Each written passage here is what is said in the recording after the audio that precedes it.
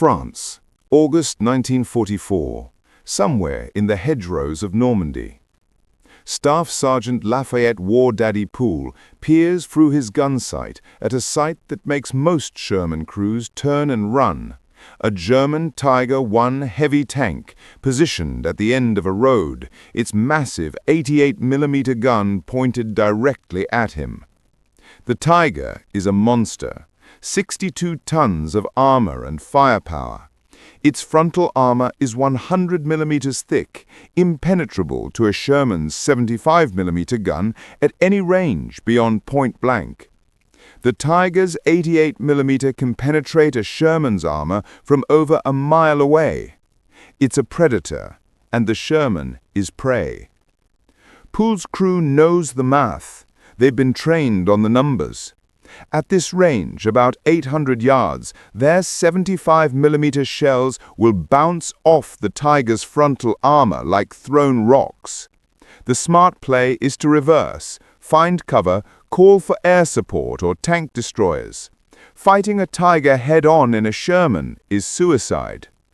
But Poole doesn't reverse. Instead, he tells his gunner, "Put one in the same hole." What happens next will seem impossible.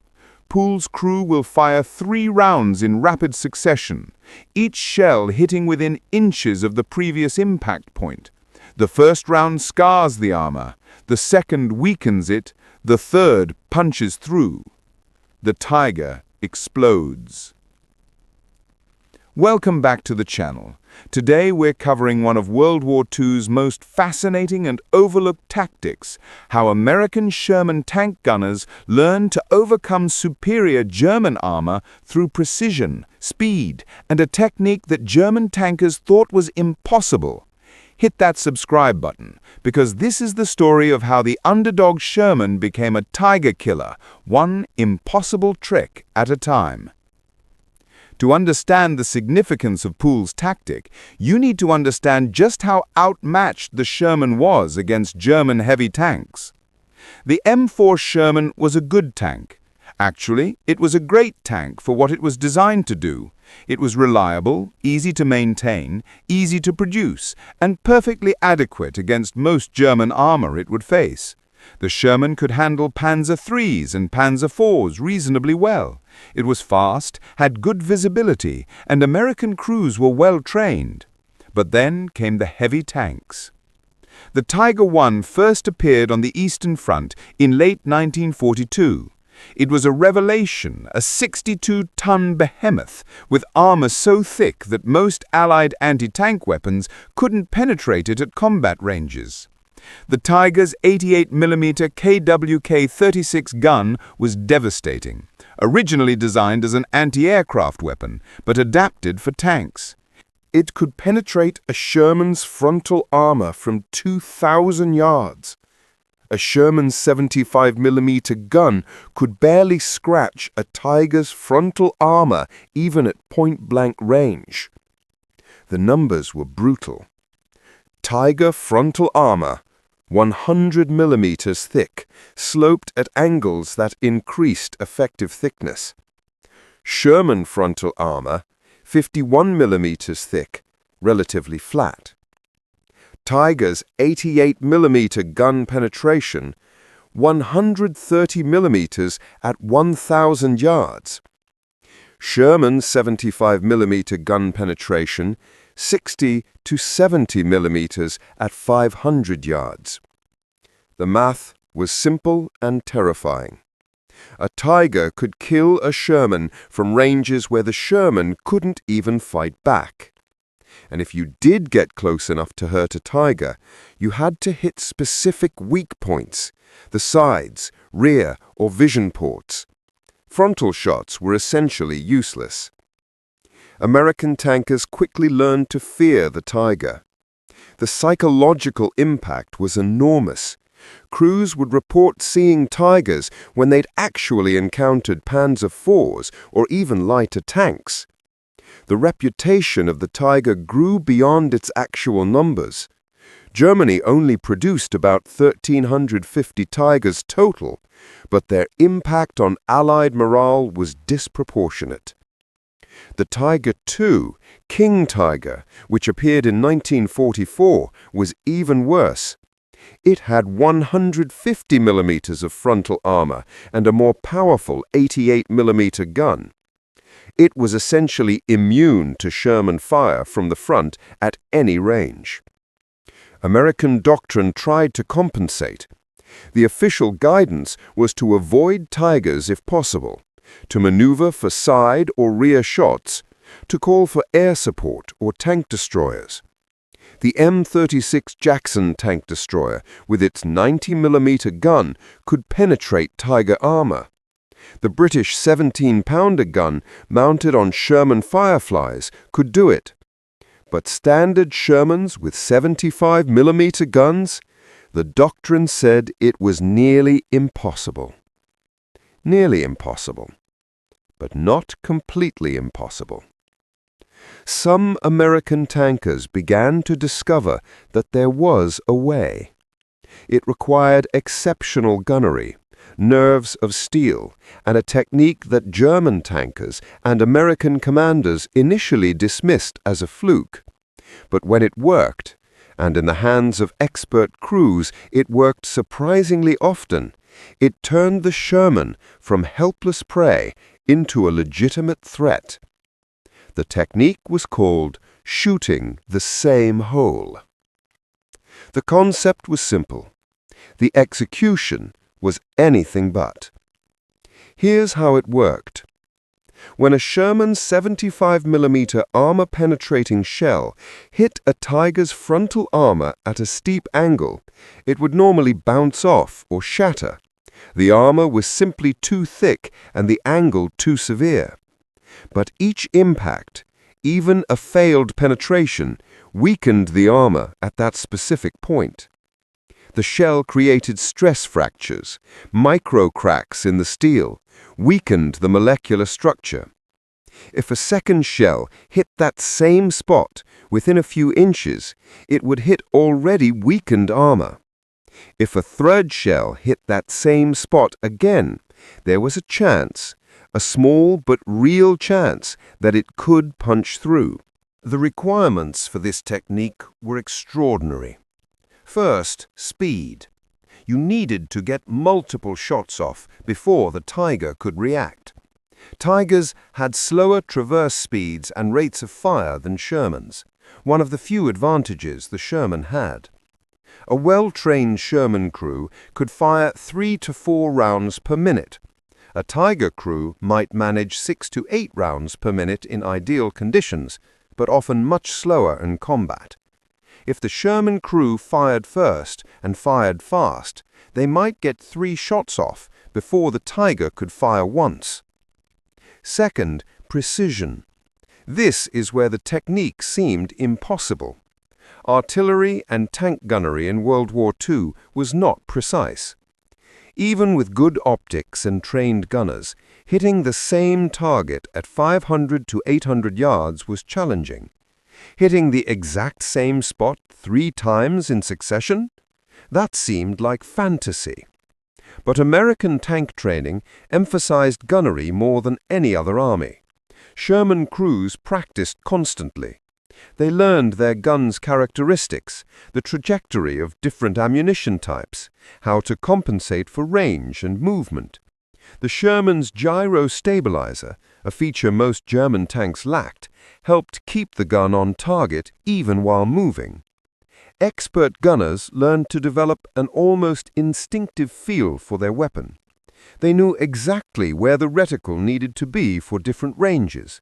They could adjust for wind, for the tank's movement, for the target's movement, and they could do it fast. Third, courage. This might have been the hardest requirement. To use this technique, you had to close to effective range, often 500 yards or less. That meant driving your Sherman directly at a Tiger that could kill you from 10 times that distance. It meant exposing yourself, making yourself a target, betting your life that you could get your shots off before the Tiger's gunner put an 88 millimeter round through your tank. Most crews couldn't do it. The fear was too great. The smart play was to retreat, to maneuver, to avoid direct confrontation. And that was often the right decision. Many Sherman crews died trying to fight Tigers head-on. But some crews, the best crews, the most experienced, the ones who'd been in combat long enough to develop that edge of skill and confidence, they could do it. They could drive at a tiger, put 3 rounds in the same hole, and watch the monster explode. Lafayette Poole was one of them.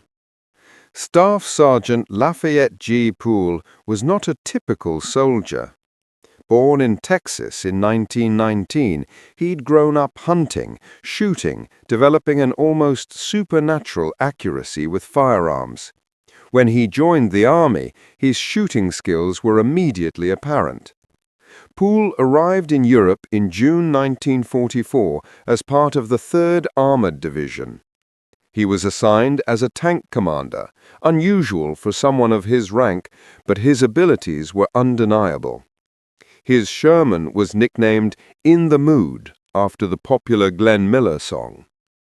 Within weeks, Poole was racking up kills that seemed impossible.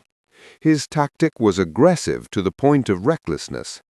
While other Sherman commanders hung back, trying to maneuver for advantageous positions, Poole would drive directly at German tanks and engage them head-on.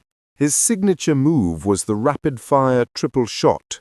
His loader and gunner were so well coordinated that they could fire, reload, and fire again in seconds. Poole had trained his crew obsessively. He knew his gun's characteristics so well that he could call adjustments, up 2 mils, right 1, and the next shot would be exactly where it needed to be. And he could put multiple shots in the same impact point with terrifying consistency. On August 8, 1944, near Mortain, during the German counterattack, Poole's crew encountered a tiger eye. The standard doctrine said to retreat, to call for support. Poole drove straight at it. The tiger fired first. The 88mm round missed, barely. Poole's gunner acquired the target. Fire! The first 75mm round hit the tiger's frontal armor and bounced off, as expected. But it left a scar, a point of impact, a weakening of the armor. Same hole. Fire! The second round hit within inches of the first. The tiger's commander must have been confused. Why was this Sherman still attacking? Didn't they know frontal shots were useless? Again. Fire! The third round hit the weakened point. This time it punched through. The penetration wasn't large, but it was enough. The shell entered the tiger's fighting compartment and detonated the ammunition storage. The tiger exploded, its turret blown completely off the hull by the internal detonation. Poole didn't stop. Over the next 2 months, he would destroy 258 enemy vehicles, tanks, armored cars, trucks, artillery pieces. 12 of those were confirmed tank kills against German armor, including at least 2 Tigers using the same technique. Rapid fire, same hole, overwhelmed the armor through precision and speed. He became known as War Daddy, a nickname that would later inspire the character played by Brad Pitt in the movie Fury. His crew worshipped him. German tank commanders learned to recognize his aggressive tactics and tried to avoid him. On September 19, 1944, Poole's luck ran out. His Sherman took a direct hit from a German anti-tank gun. The shell penetrated the tank and exploded, killing several crew members. Poole survived but lost a leg. He was evacuated back to the United States, his war over. But his technique lived on. Poole wasn't the only one who figured out the same hole technique, but he was perhaps the most famous practitioner. As word of his success spread through the armored divisions, other crews began trying it. The key was training. Not every crew could do it. It required exceptional coordination between the tank commander, gunner, and loader. The commander had to spot the target, give the range, and guide the gunner onto the target. The gunner had to have the skill to put each shot exactly where the commander wanted it. The loader had to be fast, slamming shells into the breech the instant it opened after each shot. The best crews could maintain a rhythm: fire, observe, adjust, fire, observe, fire. 3 shots in 15 seconds, each one hitting within a dinner plate-sized area at 500 yards. The Sherman's characteristics actually helped. The 75mm gun was not powerful, but it was accurate. The gun mantlet provided a stable platform. The hydraulic turret traverse was smooth and precise. The gyro stabilizer, though often turned off by crews who didn't trust it, could keep the gun on target even over rough terrain. American ammunition quality was consistent. Each shell had predictable ballistics. German gunners often complained about ammunition quality varying from batch to batch. American gunners could trust that each round would behave the same way. The real breakthrough came with the introduction of more advanced ammunition. The M93 HVAP, high-velocity armor-piercing round, introduced in late 1944, had better penetration characteristics. It still couldn't reliably penetrate Tiger frontal armor on the first shot, but it weakened the armor more effectively. Combined with the same hole technique, HVAP rounds made frontal Tiger kills much more achievable. Not everyone accepted the technique. Some commanders dismissed it as impossible, or as luck, or as too risky. The official Army doctrine continued to emphasize maneuver and side shots.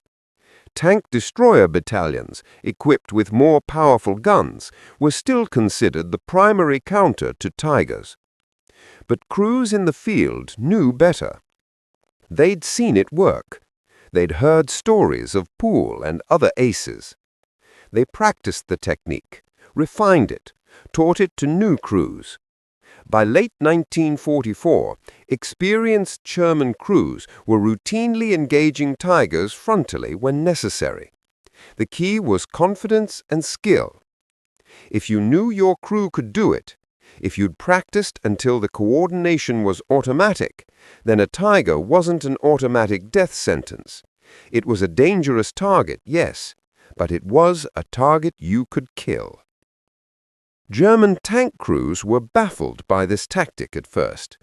Their doctrine in training told them that Sherman 75mm guns couldn't penetrate Tiger armor frontally. It was a fact, proven by testing. Yet Tigers were being knocked out by frontal hits from Shermans. Some German commanders dismissed these losses as flukes, lucky shots that hit weak pregs or vision ports. Others blamed manufacturing defects in the armor. Still others suggested that Americans were using some kind of super ammunition that intelligence hadn't detected. The truth was simpler and more disturbing. American crews were just that good. German tank gunnery training had been excellent early in the war, but by 1944, training standards had declined precipitously. Fuel shortages meant tank crews got less practice. The need to rush new crews to the front meant training was abbreviated. Many Tiger crews in 1944 had minimal gunnery training. Meanwhile, American training was getting better. New crews arriving in Europe were well trained. Veteran crews were extraordinarily skilled. The Americans had the resources to practice extensively with live ammunition, something the Germans could no longer afford. The Germans also suffered from doctrinal rigidity. Their tactics emphasized the technical superiority of their vehicles. A Tiger crew was taught to rely on their armor and gun advantage. The idea that an inferior Sherman could defeat them through superior gunnery was psychologically difficult to accept. There are reports of German tank commanders refusing to believe after-action reports about frontal Sherman kills. "Impossible," they'd say. "The armor is too thick. The Americans must have had tank destroyers." But gradually, the word spread. German tactical manuals from late 1944 began warning Tiger crews about American rapid-fire tactics and advising them to engage Shermans from maximum range, to never allow Shermans to close to under 800 yards, and to target aggressive American tanks first. This was a significant psychological shift. The Germans had gone from viewing Shermans as minimal threats to respecting them as genuine dangers. The Tiger was still superior on paper, but in the hands of an expert crew, the Sherman could win.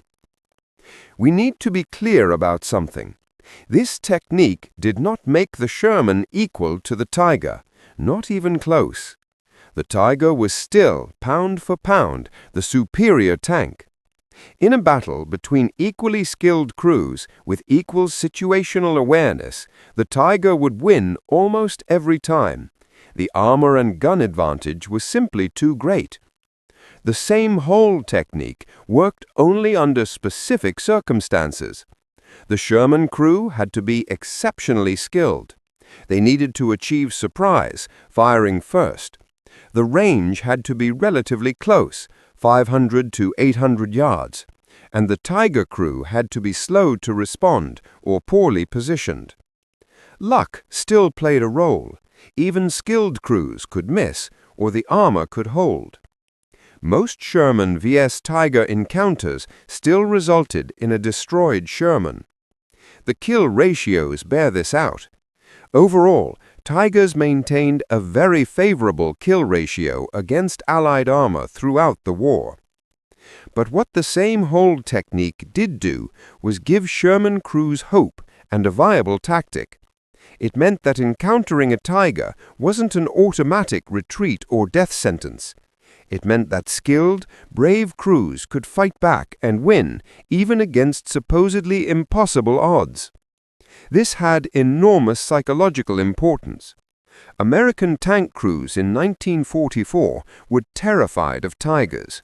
That fear was undermining morale and combat effectiveness. The same hold technique and the successes of crews like Poole's gave American tankers confidence.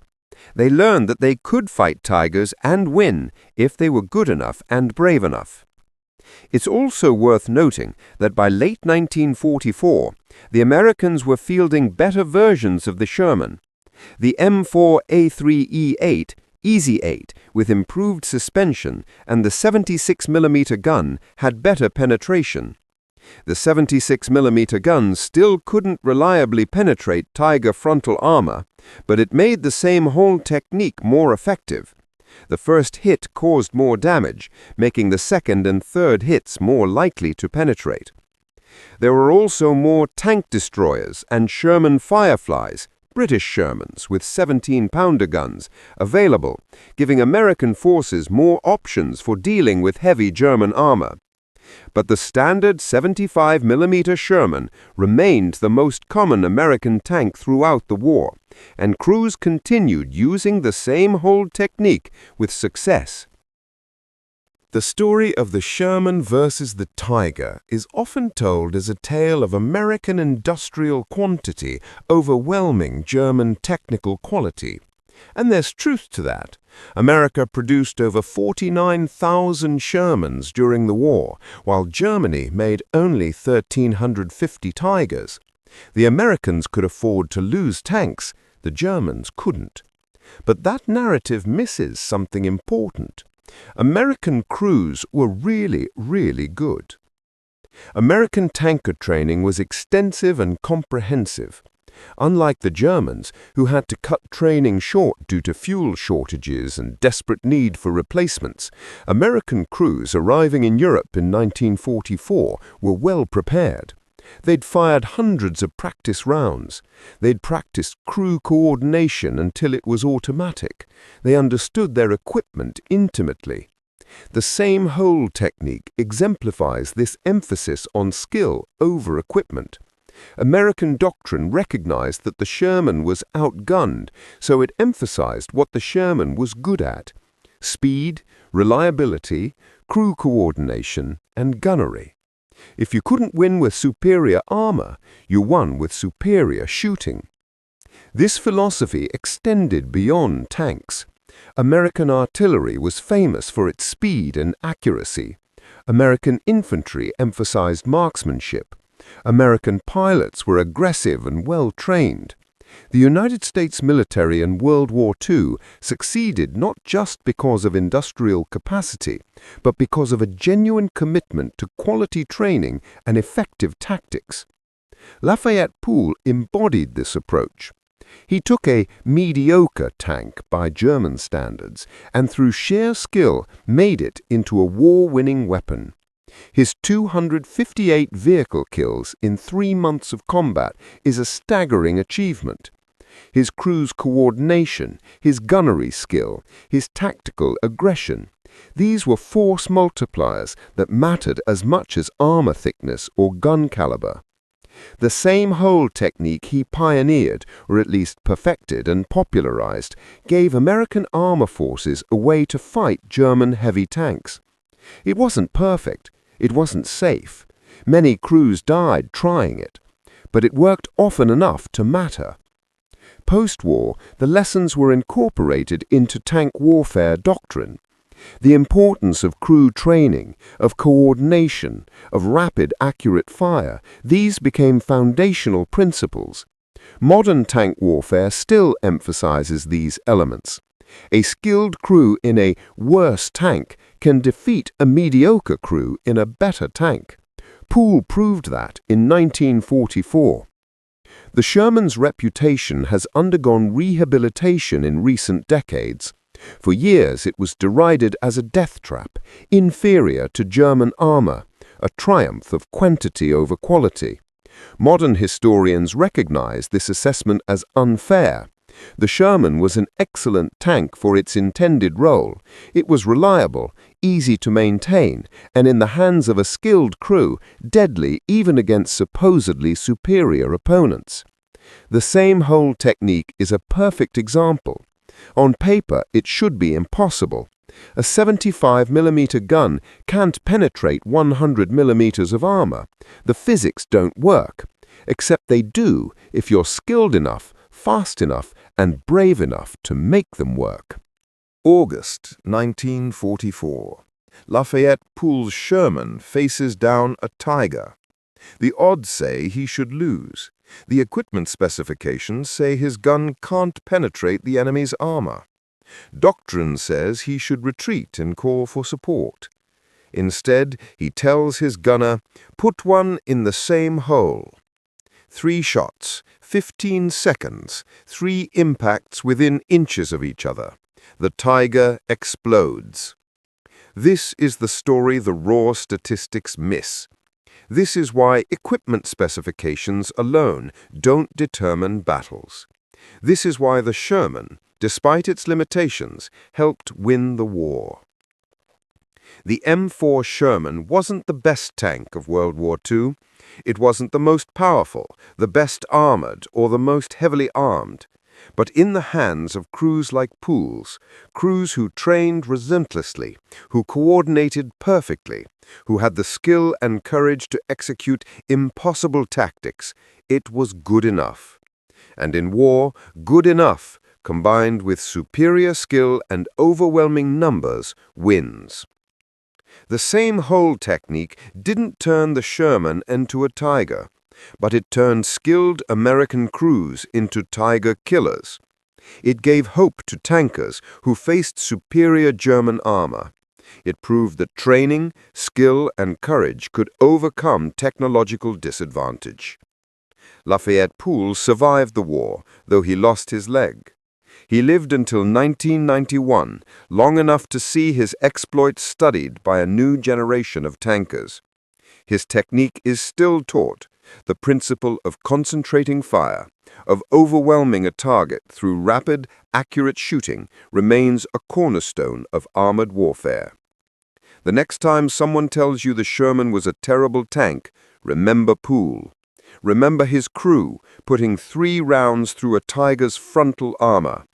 Remember the thousands of American tankers who took inferior equipment and through sheer skill made it devastating. Remember that in war, the weapon matters less than the warrior wielding it.